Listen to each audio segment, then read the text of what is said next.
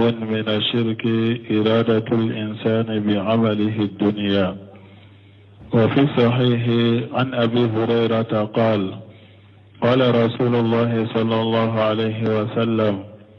تعس عبد الدينار تعس عبد الدرهم تعس عبد الخميصة تعس عبد الخميلة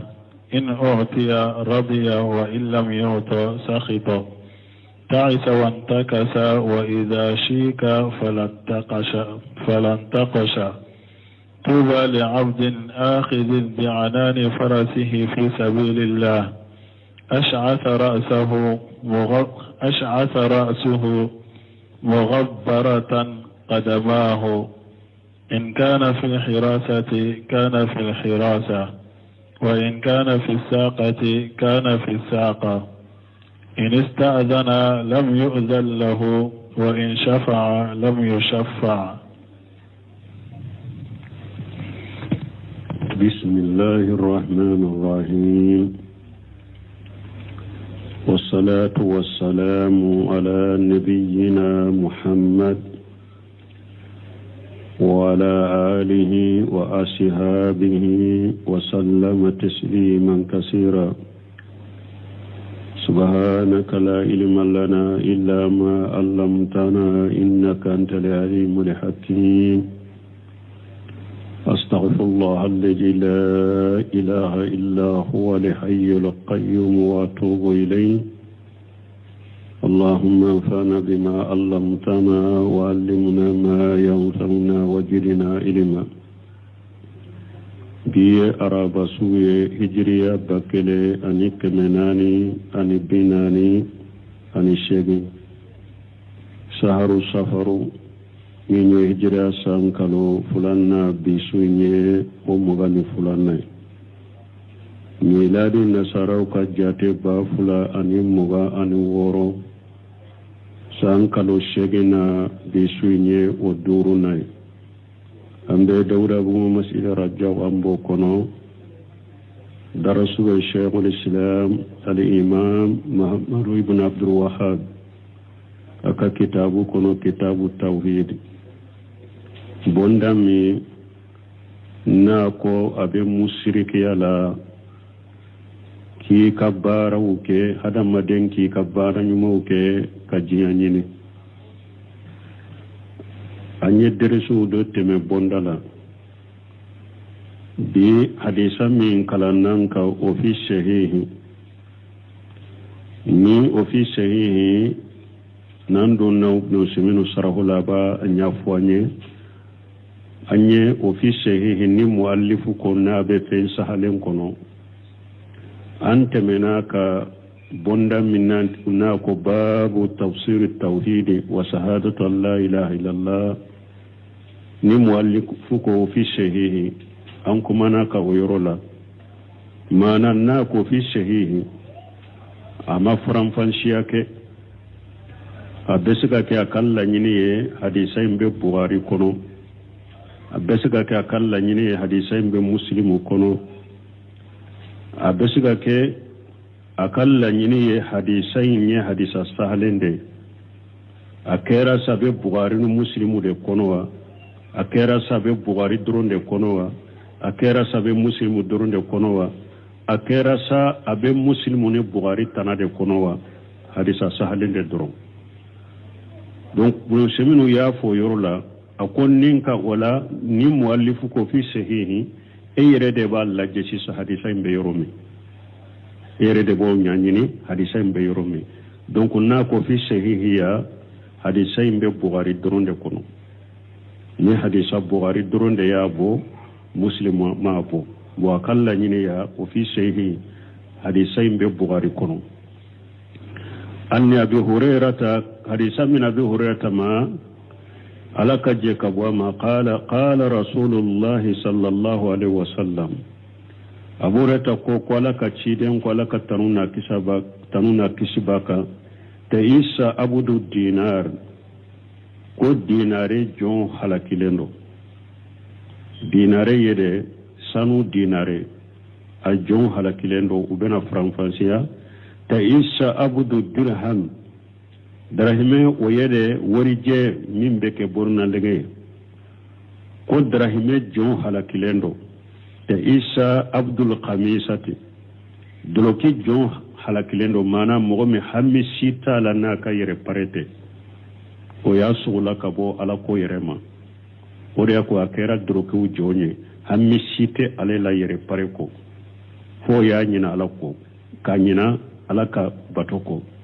te isa abdul kamilati tapi jon halakilendo mana fana dila munye munum be fense hammi site ale fana la ni so pare ni tapi penselini kasigi tapi nyuma unka ale ka hamina ko fana yode ka sugula ka bo batoma donc oda to akera tapi jonye in utiya aradia nin tugi fule ni ala ya so aben ni sonja parce que fendirama wailam yuta saqita minna maso ama jianne may sorodoro abe dimi ta isa nin tigi la mogo halakila wanta kasa akakku turuna kun kakku yele mana bolo mana na tigi donna koko la lekal la nyina ba fi koyin kai ke chugo mi koyin be yele makade avec contre da bolo koyin tanade be yele makake abolo wayja shika falan takhasa aka halaki kujugu bolo harin ni adonna balaw minna ni ko min ya soro ayere tesika yere kisika bola donc ni la nyine munye harin ni ngoni ya soko tesika ngoni mbo sena tuba ni ala hadisa ci denye mo fula de fo mo minye jiya denye ni jiya ya halaki o ye mo fulo o bena fo sarahula mo fula na minye ka konya ka hamina ko be fana ye lagara ko ramma ko shite jiya ko la ale kam makona kona ka hamina ko be ye lagara ko ni re amma ko te jiya la o ye mo fula na wada to ci den ko tuba akolla hala nyuma li abudi la hara nyuman be jonye ube do ko tuba ko iri sudore no nabe arjanna kono yogu seminu kasarhu la ko ka fo la hala nyuma ode gorobali o ba beta la hala nyuman be jonye akhij bi anani farashihi fi sabilillah nimba akaso ka karafemina ala kasirala mana lekko ni hamina ko site alela ka jaduke alaka kuma alaka dina kata sansa leka hamina ko yode asa rasuhu akunya gasale mana tama bolona makota yerela makota kunshigila makota jiakola la gara ko ni dina ko amma kota haraka kunshigila kunshigin gasara mughbiratan qadamahu ashew fula gongolendo gongon dalemba shem fulala nabe jahdu tama jahdu la kasirala in kana fil hirasati kana fil hirasati awa ninche fule awa amma kote nyema ya fanala de maratabani nyema ya ni togo amma kotala nako akake mugo munumbe kele bolo tanga gardien nako akake gardien de la avec gardien la wa in kana fi sagati kana fi sagati nako mugo munumbe to kele bolo kofe ka kele bolo shense kana nako akato ulu de la fala akakode ke fana abode ke wani ista'azana lam yuzan lahu awa ni harin ninya anyini masake minfe ka je nyini masake minfe mba fe ka doika ka silamu ka ko do fiye ni abese ka nyana bo ute jenda ma pasiku makositala mugota jate harin na ya nyini fama bonda mi ka je nyini kwa ka doye gente dama kwa ka doye wani safa lam yusaffai awa harin ni ayi dalili ke komin na fana wuta ka dalili mina na tara mu'min daliki ka komin to yi ka komin ke wuta ka dalili mina del manke mugo ta jate ko donc ni nye mugo fulana nan donna sarahu kono ibn Sami rahimahullah wa ka sarahu kono ako qawluhu وفي الصحيح أن أبي هريرة سبق الكلام على قول المؤلف وفي الصحيح في باب تفسير التوحيد وشهادة أن لا إله إلا الله أكون من يني كافوني مؤلفك في الصحيح donc ko ale ka kuma temena ninka bonda mi ni ako tawhidi tawsiri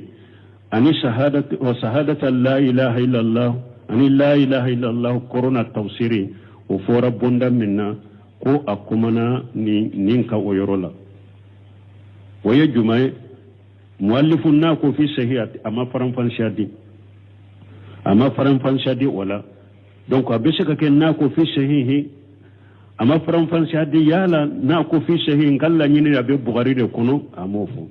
ngalla nyini nin ko fi sabe muslimu de kono amofo ngalla nyini nin ko fi sahihi abe bukhari ni muslimu de kono amofo abisha ka kalla nyini fi sahihi abe bukhari kono ou abe muslimu kono ou abe bukhari muslimu kono ou abe kisa ka na ko fi sahihi kalla nyini hadisa in sahalen de drobe yoro donc tuma no semino kumana ninka ako ola na ko fi sahihi e yere de ba Allah je shi hadisa in be yorobe hadisa in shiaguna na chogo yere de ba Allah je hadisa in be yorobe wala hadisa in abe bukhari de kono ko fi sahihi ya hadisa in be bukhari kono qawluhu ta'issa bi fathi al-ayn aw kasriha ay qaba wa halaka aperdira halakira ta'issa kure aperdira harakira قوله عبد الدينار دينار هو النقد من الذهب والدينار إسلامي جينته مسقال وسماه عبد الدينار دينار من أبيبو سانو دلا سانو تشوكويا دودو بي حكي دودو ببافو دينار وبافو على دما مسقال دون على اتشيدني أتيجي ولا ko dinare jomunna li annahu ta'allaqa bihi ta'alluqa li abdu bi rabbi fa kana akbar hamlihi munna alakum goma nin tigima ko dinare jo parce que adisukun dilola dinare indela akanula komi hadamade ko adisukun be dilo alala chogomi fa kana akbar hamlihi dinare inde kera aka hammi bay وقدمه على تات ربه أي الدينارين دي بلاتي على كبتوني ويقال في عبد الدرهم ما قيل في عبد الدينار أبي فم درهمي جون فنا من فورا ديناري جون كا ونيونا دي بفو درهمي جون فنا كا مانا منا درهمي جون تيدين كوي كيرا درهمي جوني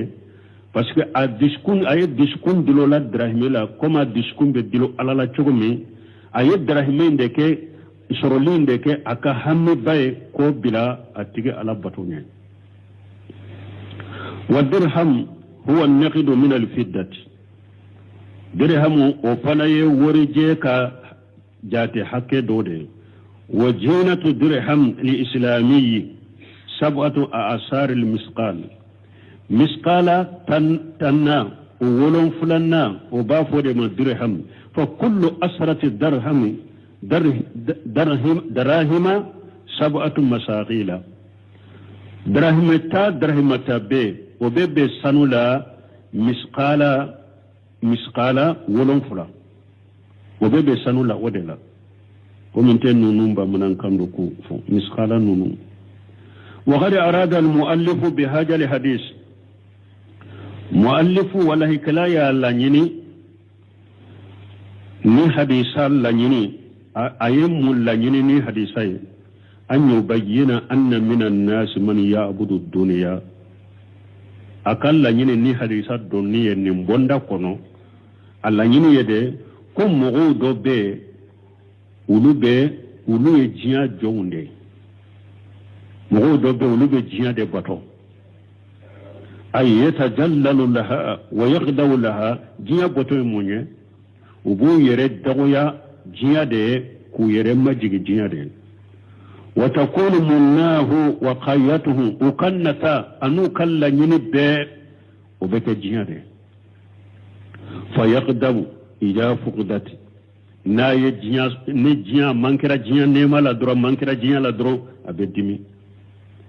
wa yarida ija ujidati ne jiya sorola le bolo dro ya le ni sonjale ni ولهذا نند قصو سمى النبي صلى الله عليه وسلم mani haja sanuhu abudallaha ninde kuso ciden ye mogo wele mogo min kalla halaye ni ye kata jiyama ayi ke jiya ayi wele ko jiya jo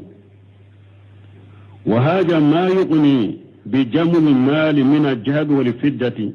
fayakunu murida bi amalihi dunya wa haja man yughna bi jamul mal min al-jahd wal fiddati fayakunu murida bi amalihi dunya wa haja min fule man yu'na bi jamul mali min al-jahd wal fiddati mugumi ni aleka la nyini na ka hamina ko bedeye ka sanu fara kan nafulo fara nyugonka sanu la wori jumla fa yakunu murida bi amalihi dunya awa nintigi abaka bara wuke ka jinya de nyini ni mugumi kan la nyini kera ninde nkan nafulo de fara nyugonka dro asanu a wori je ni mugumi ka hamina ni ninde ye nin tigla mo be la nyini be ke kaka bara wude ke ka jinya nyini wodi yato muallifu ya hadisa indo bonda ngono qawluhu ta'isa abdul qamisati ta'isa abdul qamilati intalibe mela domo wa haja ma yuna bi madahirihi wa asasihi nako doloke jon halakira tapi jon halakira min fana ye mogoye ale fana be sugulani munye bi majahirihi wa asasihi ayre ka farikoro kenemala parli ana ka sokono minaw ani minaw lianna li khamisata kisa'u jamilu parce que khamisata fini de dro fini minna che kani wal qamilatan firasun washirun min qamilata o fana ye ewa dilande fense pimmi sugantilendo laysa lahu hammu illa haja li amru bonnin tigi fana hammi sita le fana la ninin kointe afari kolo kene mala chenyi ana akadde ewa dilan nyuma fense nyuma awle fana ka hammi beninde fa idha kana abida li haji al umur bon ni mo min kera min ko nunun jonye عابدا لهذه الأمور نمو من قرآن كرا من كل نون جوني لأنه صرف لها جهوده ليس له هم إلا هذا الأمر فإذا كان عابدا لهذه الأمور نا أكرا جوني من كل نون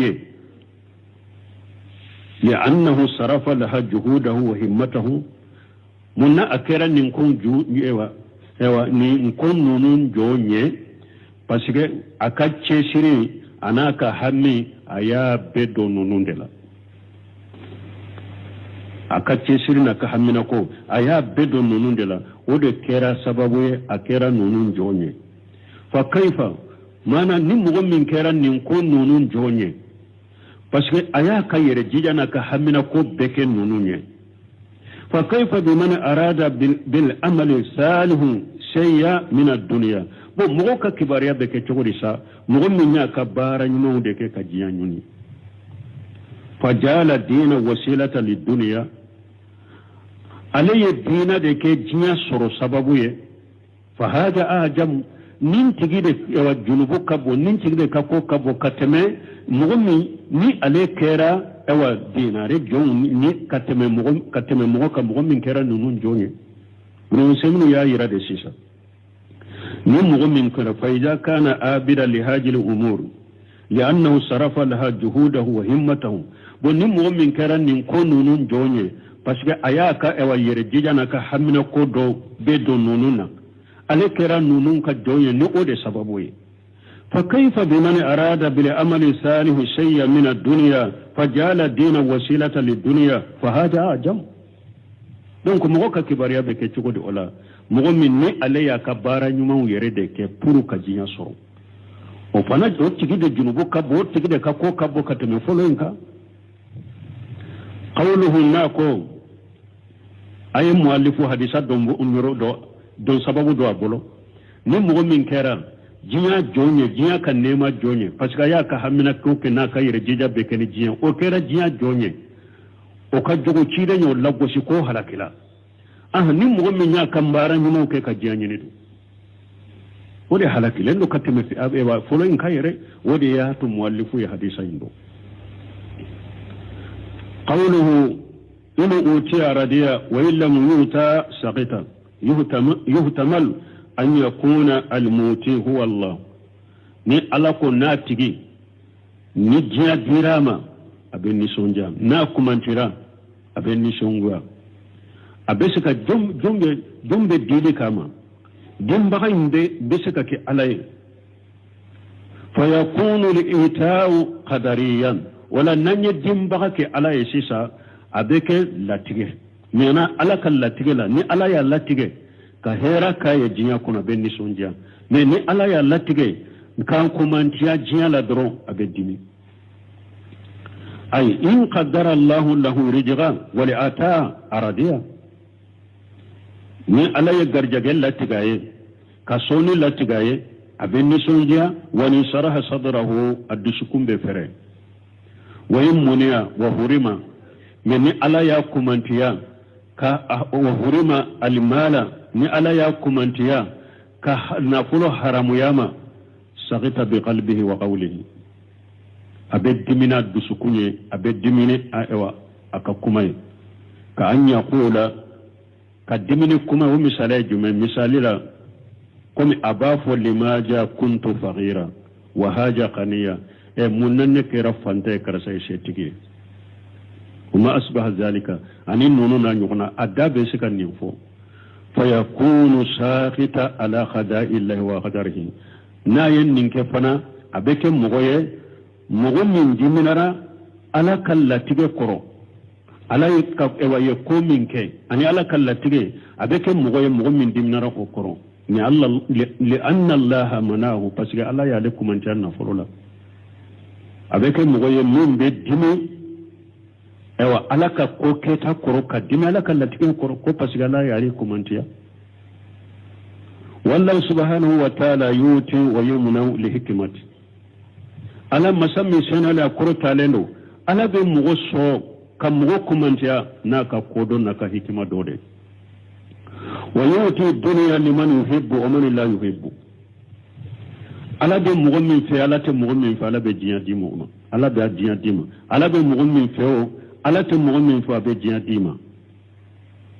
wala yuti dina illa man yuhibbu na ala te dina dimo wasima fo na yikanu ni yalli man ya ani dina nyuma ye mugo bolo yetta man se ko ala yakanu men ni hada madden ka jiyanna fulo chayara chogo ta man sette ko ala yakanu parce que ala be mugo min feo ala te mugo min feo ala be jiyan dima wal wajib ala al mu'min ni wajib lembe mu'minika an yarda bi qada'i llahi wa qadarihi ala yakumin ke ani ala kallatige ika ni sonja kuri ka jenay qada yani qadari difference mun bunu nyogon ci qada yede ni ala ye min ke kaba qadari ye na ye min latige donc min be hada madenka ala ye min ke ala ye min latige jenay wode wajilen be hada madenka ini utiya sakara ni ala yi so ala barikada wayin muniya sabara ni ala yi kumantiya sabali donc ni bulo semino ko ina wuciya radiya ako yawa ihtimalatu do bala ne nya foloy ni ala ya latige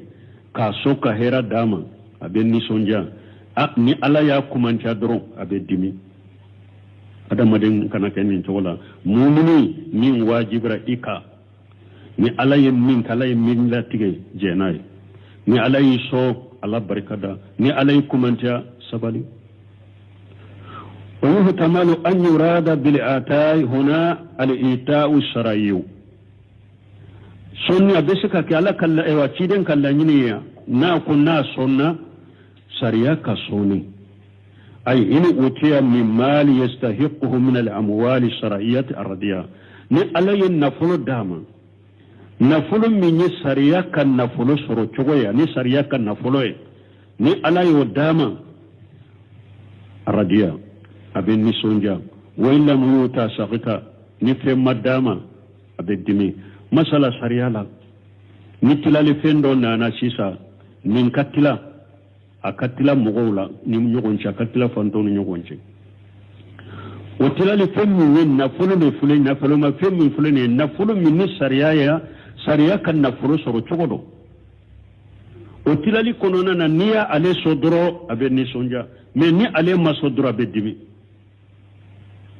wa killa limana yayni haqqu ni simin ko akon ni mana fula beniya hadisa inken ni mana fula kele chiadero ni ya ke ni ala ya latige ka so ni ya ke o mana sahadendo ni ya ke na fulo minni sariya na fulo soro chogoye na ya soro benni sonja na ma soro abeddimi alkanyi chiado tiyar mana fula be chiade wa huma yadullani ala anna haja rajula ni mana fula beddere la yiranna kunnin ce la yarda illa lil mali wa la yasqatu illa lahu ni mana fula be nanya hadisa inken ni mana fula be abayiranna kunnin mugo min be ni la halala kunnin tigla mugo ko foyite ale ni sonja ni na folote awate dimi ni foye fana ni na folote ale kala halade ke o de islamu cela na ale kone nafulo soro doro nafulo be yoro midoro ni sonja be ani sonjara na ale kone man nafulo soro doro aten ni sonja mana kera de sa ala ya latige kan nafulo dama be ni sonja akera de sawa sariya kan nafulo soro chogo do de ay nafulo soro no e abe ni sonja minne ala ma latige kan akan nafulo soro abe dimi bo ni sariya kan nafulo soro chogo min fana nama o nafulo soro o madama abe dimi ale kan ni sonja na kadimi kuni be nafulo de no fe ولهذا سماه الرسول صلى الله عليه وسلم عبد الله نند كوسو تشيدن ياتيغي ولي كنا فلو جو على كتنو اكسبي تشيدنكا قوله تعيسى وانتكسى تعيسى اي قابا وهلك تعيسى يد ننتيغي بردلا احركرا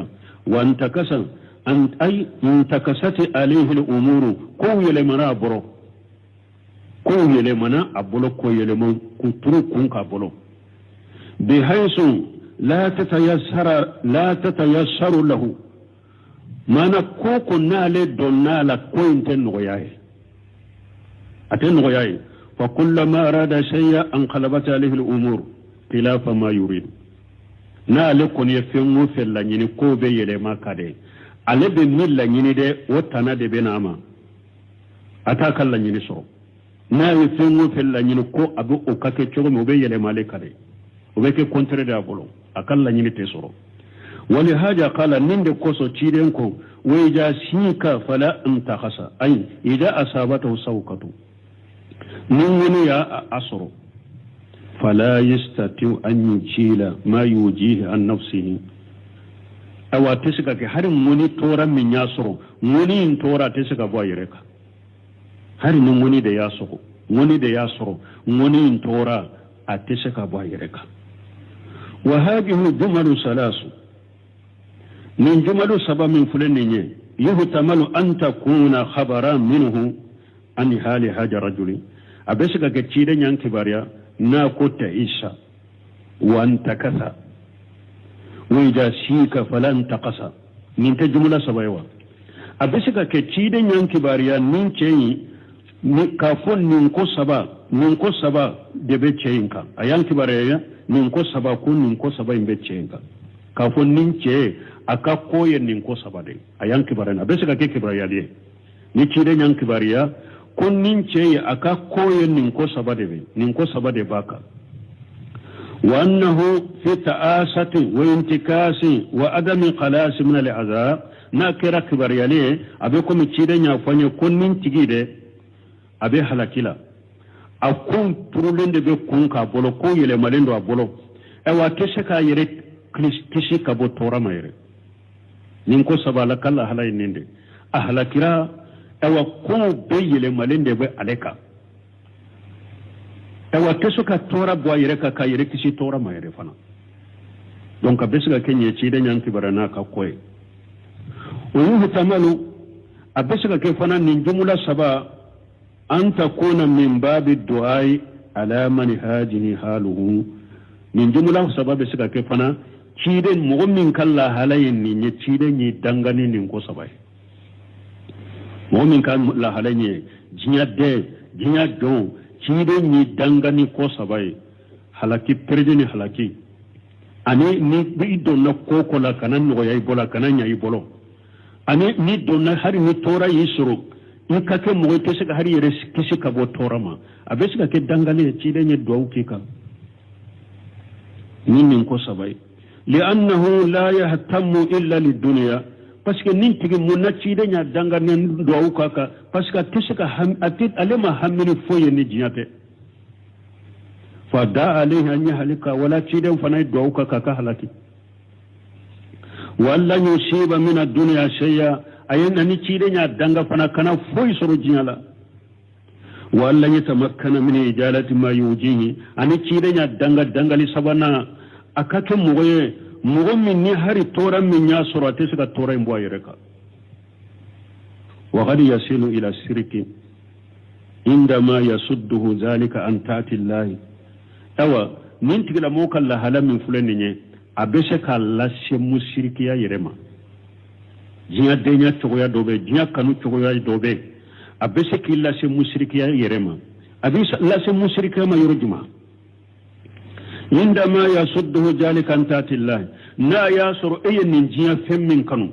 yen nin jinya nafulu min kanu akera sababu kisa gi kabo alabatoma hatta asbaha la yarda illa lil mali wa la yasqatu illa lahu ekera sa ni eye koni ni sonjale ya doron nafulo de do ni koni diminele doro diminana nafulo de masoro ni mugo min kala hala seran ni ndegerema ikan nafulo kanu ni kajiya kanu na seran la hala seran ni ndegera beseki ke musiriki yere ete sakala yere baton jiya bolo nafulo ko bolo ete sakala yere baton ni nafulo ko bolo ni ya ni sonjara doro ni mugo benna doro nafulo de be ni ya koni dimnana doro nafulo ko de ila dimina ima soro ni mugo mo kala hala seran ni ndegera ni beseki la se musiriki yere ma qawluhu nicidon ko tuba li abudi aqid bi anani farasi fi sabilillah hada akisul awwal ni nyem mo folo kontere de mo folo ale jinya dende ni fana kera la garade aka hammi be la garade fa huwa la yahtamu lid dunya mo folo tay munye alete hammini foye ni jinyate wa inna ma yahtamu fa huwa mana min che min fulani ni mo fulana min fulani ni فهو لا يهتم للدنيا التي حمل جيان مغفولين كحمي جيان درونde من ني مغفولنا من فلان يالي مغفولين كونتريد علي مغفولين تنادي من فنات حمل جيان وانما يهتم للاخره علي فنك حمي بالاغرد فهو في استعداد دائم للجهاد في سبيل الله وقت بالله فنا لبنن دو وقت بجهادو على كسر الله وقت بالله لبنن دو جهادو ده على كسر الله مغفلنا وتوبة فويلة من التيب وهي اسم التفضيل فأطيب للمذكر وتوبة للمؤنث والمعنى أطيب حال لا حال يوم تكون لهذا الرجل توبا لا حال نيمان بك نينشي فلانا وقيل إن توبا شجرة في الجنة بوكو توبا كو إري دوري دو كو أبيار الجنة كنو ولا أول أعم كروفلو ودي لابونينو نيكو توبا لا حال نيمان بو لا حال نيمان يبشك لا حال نيمان سرجيها لا حال نيمان بشك كي أرجنة ولا حال نيمان أرجنة يرين بالا donc korofolo ode gorobalini lindo kateme fulana inka kama qalu fi wayli kumi arabu kandona ya fo waylu la na abe fo hadisa wala waylu ube nabo fo ewa waylu lil muttaffifin nabe fi qur'an ayun kono kalimatu wa'id wado ko waylu ko kankari madda ani bagali kande waylu mana kairi la janga kata binye wakila wadu fi jahannam do ko wailu ko ewa jinga de do jahannaba kolo de do to ko ye wailu wala awwalu amu min fanala foloyinde gorobaleni ne ko waylu halaki ani jangakata o jangakata be jangakata sugu betasa jahannaba koloyinde sheka duala wa qawluhu akhidh bi anani farasihi ay mumsiki bi makhwadi farasihi ni abaka so sama femmina makhwadi farasihi amba fu karafe aka so karafe wakati be alaka so karafe de ba bolo yuqatilu alayhi nabe keleke soyinka qawluhu fi sabilillah nako alaka sira dabitun ninye ewa jihadu shirilembe minna puru ka jihadu ka ke jihadu kan nafasurala an yuqatila litakuna kalimatullahi al-uliya yika keleke alaka sirala pour alaka kuma de sanfelans toro la li hamiyati awili wataniyati eka kelema ke la fasali kele eka kelema ke ko pasike mbe kelen kayoro kama wa masbaha zalika ninu na nyugonaw eka kelema ke nununye ika kele kerade alaka dina ka sanfela be sura alaka dina ka sabati du koloka fi sabilillah dabitun ka fon nin ko mbe fi sabilillah mana nin ko dabituhu ka fon nin koy nin jihadu be alaka sirala abe do tugodi jihadu ka ke pour alaka kuma kata kuma be sanfe jihadun kana ke la fasali kama jihadun kana ke ka yoro defali kama unana nyugonaw akana ke o kama ka ke alaka dina kurtali kama ninde toy ko abe alaka sirala lakin ja qatala wataniyatan men ni mugo min yekeleke ikayoro kama wa qasada hamiyata watanihi likawnihi balada islamiyya o ayi ka yoro la fasal yekeleke kayoro kama me kala nyine munye ni yayi nebe keleke ka jamana kama mbe keleke ka yoro kama mbe keleke ka dugu kama parce que ne ka dugu ye silama dugu de silamiya min ba kono mbe keleke pura ka silamiya tangale beton chogomi yajibu jawdu anhu ne ka dugu ye silama dugu de a wajibranka nka ewanka silama dugu de fakka dugu sagi kabwama fa huwa fi sabilillah ni minna niyata kele min beke ika jamana kama ika yoro kama ni ninga niyat ke biskun kono ika kele mbeka la kasirala dinka jamana defa parce que silama jamana de silama de ba kono dinka jamana defa ni aka silamiya ye silamiya min ba kono ni mogo mi jugu min ko abe binka jamana ka silamiya min binka jamana kono ba defa ni oye ika kele hari ni kele la jamana kana ni na ikele mai ka yoro kama ni na ibi ala kasirala wa kadhalika abu chogola man qatala difa an nafsi anni mogo min yekele ke kanyono ni ka kabo yere de ka mogo na binka de nte mogo to abin ka duguci nte mogo to abin ka jamanati nte mogo to akin fa ni yere defa ni yere de defa kanyono ni ke yere kabo yere ka iye kele ke ode kama be ala kasira la wala ke aw malihi aw ahlihi ube ni kele ke kan na folo de kama mogo do de nana ko fo akri kan na folo minela ube ki kan na folo ciya yere bado ni nya kelembe salan kan na folo teta ni kele ke kan na folo de kama kibi kan na folo de defa ibe ala kasira la ay mogo nana ko be dankari demba ya de la i ka demba ya de defa ka kele ke ka demba de defa ibe ala kasira la fa inna an-nabiy sallallahu alaihi wasallam qala nabiyyu malaka tanuna kisibaka ko man qutila duna zalika fa huwa shahidu akuni mogo min sara nunun koro ko yeseri sude arisa nana mogo min sara ki yere de defali isara ode kono isara ode la ciden ko yeseri suye ni mogo min sara kan na fulo defali de la yeseri suye ni mogo min sara ka dembaya defali de la yeseri suye فما من قاتل لوطنية مهدة فليس في سبيل الله من مغمي وانيك لك درو انك يرو دي ني درو با لا فسو درو إما سلاميين فسالي لنغنيا كان يونيني كبو يركا اونغنيا تي سكون كونو نينتي الله كسر الله دي لأن هاجة قتال عصبية باسكو نيني جمعي نيني kabila kelew de sa la yere la fasa kele de un ni sa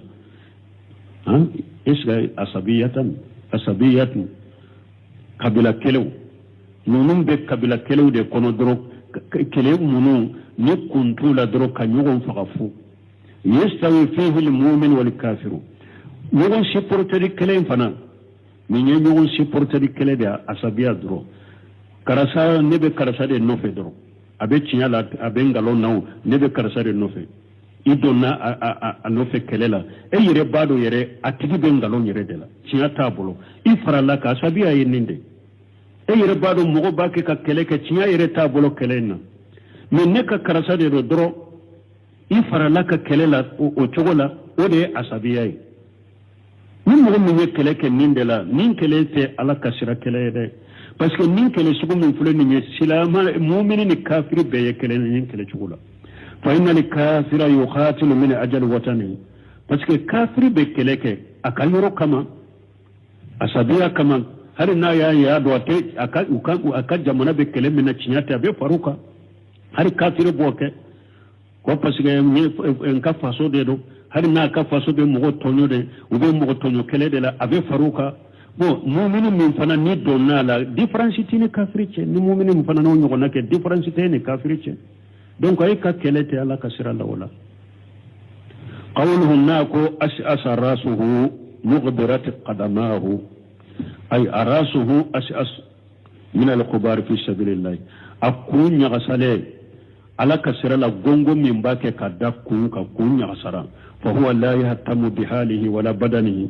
parce que ni mɔgɔ ye ale ma hamini a yɛrɛ ka lahalai ama hamini a ka farikolo ye ma dama haja le amru natijan an taati lahi azza wa jalla tant que ale kɔni tellement que ale kɔni bɛ ala ko de la a bɛ ala bato de la dɔrɔn a hamita a yɛrɛ farikolo la ni a farikolo fɛn o fɛn y'a farikolo kɛra cogo o cogo a yɛrɛ b'a dɔn ni min farikolo kɛra nin cogo la ala ko de la ou bien kunsigi kɛra nin cogo la ala ko de la a hamita la tellement que ni ala ko de kɛra sababu ale kɛra nin cogo la wa qadamahu muqbaratun min ash-shayri fi sabilillah awa siyɛn fula fana gongo de bɛ siyɛn fula fana bɛɛ la n'a bɛ taama min kɛ ala ka sira la wa hada dalilu ala anna ahamma shay'in da huwa al-jihadu fi sabilillah min filɛ nin ye nin cɛ ka cogoya min filɛ nin ye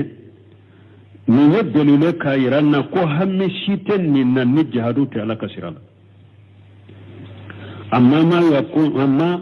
أن يكون شاره أو صوبه أو فراسه النجيفة فليس له هم فيه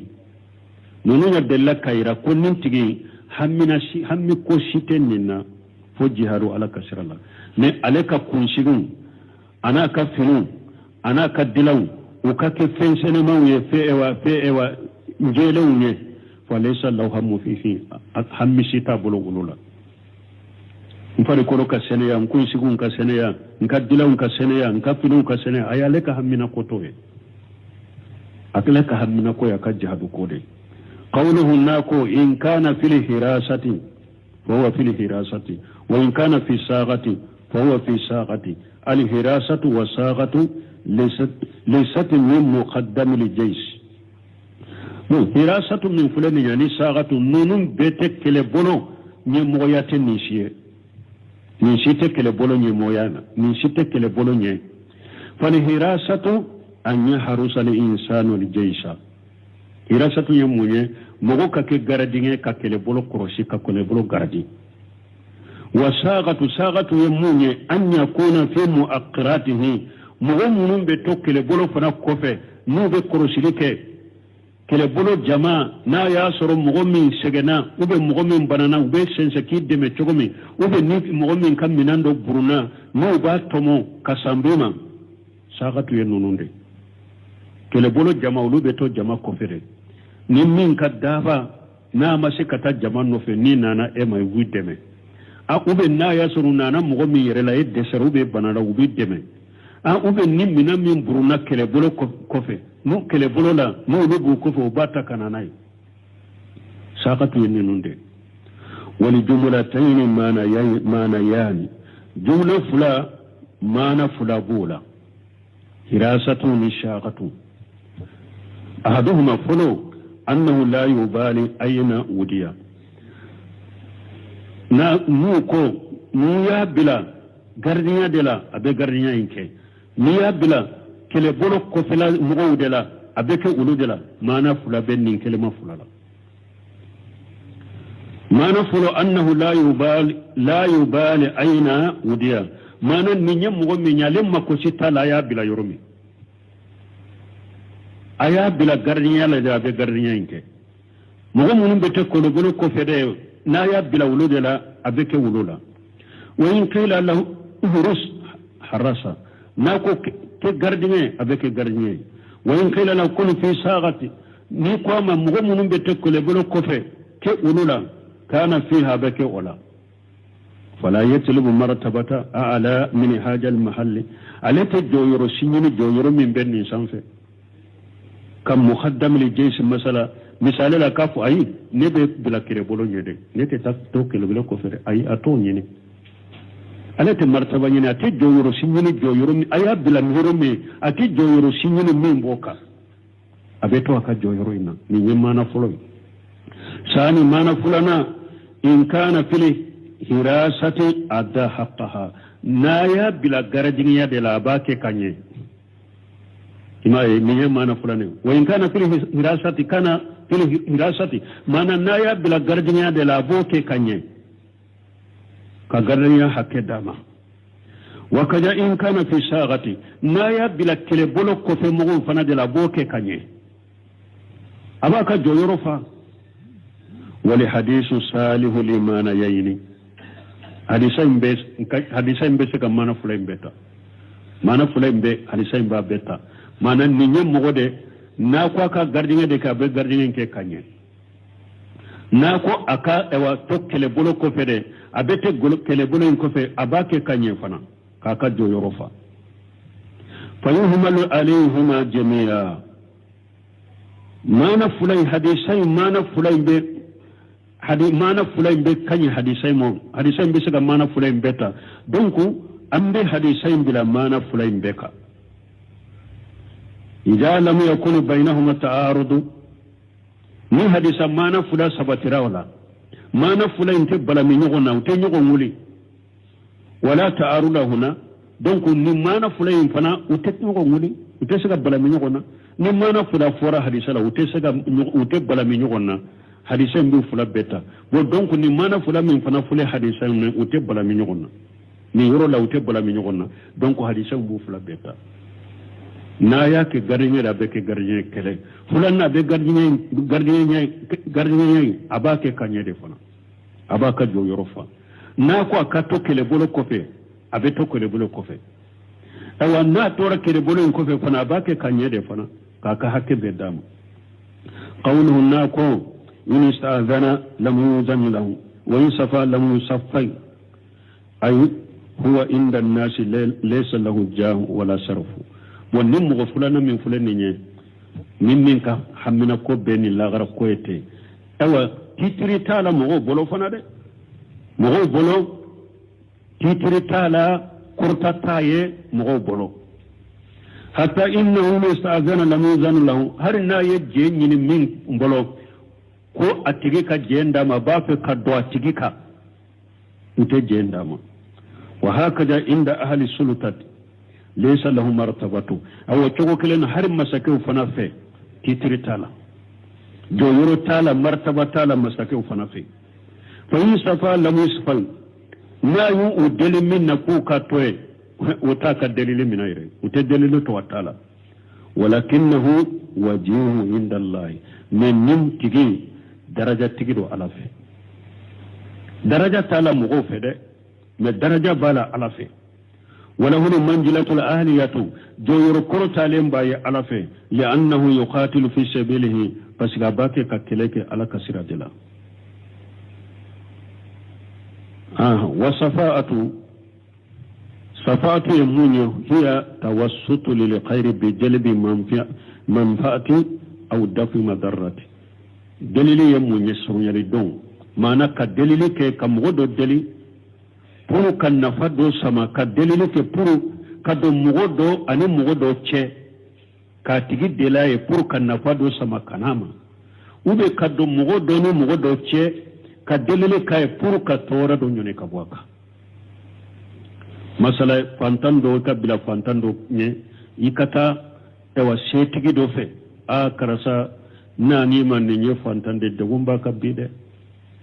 ika fere ke ka deme min dole kunye munye kan nafasa makanama ube karasa nyame koini karasa be nyogona iye decision ta kama iba fe ka datugo na ideli ika toy ala kama ika toy min dole munye ka tora nyone ka bwaka safai ninde walistidanu talibul iznu bi shay istijanu munye awa ka fendo nyini talibul iznu bi shay ka je nyini mogo fe kwa ka fendo ke ka fendo nyina fe kwa ka kiye wali hadisu qasama an-nas ila qismayn hadisai aye mogo tila katatila yiroma fula al awwal fulu laysa lahu hammu illa dunya hadisai nye mogo tila katatila yiroma fula mogo fulu hammi sito la ni jiyate aleka hammina ko be jiyade imma litahsil al-mali aw litajmil al-hali aka hammina ko be jiyade imma aleka hammire doron kan na fulo soro ube aka hammire doron kin kala halanye fagari istabadat qalbahu hatta astaqalatuhu an dhikri Allah hatta asqalatuhu an dhikri Allah wa ibadati awa nintigi jiyaye nintigi ke jonye nintigi dusukun kera jiya jonye fo asugulara kabo ala ko sumama asugulara kabo ala batuma nin dusukun kera jiya jonye fo dusukun sugulara kabo ala ko sumama ay dusukun sugulara kabo ala batuma ni ne jiya denye sani fulanna mu fulanna akbaru hammihi al-akhiratu alaka hammi bere babbe yalla garadi wa huwa yashalaha alaykum bi baraka ana kayra jijabde ke la garadi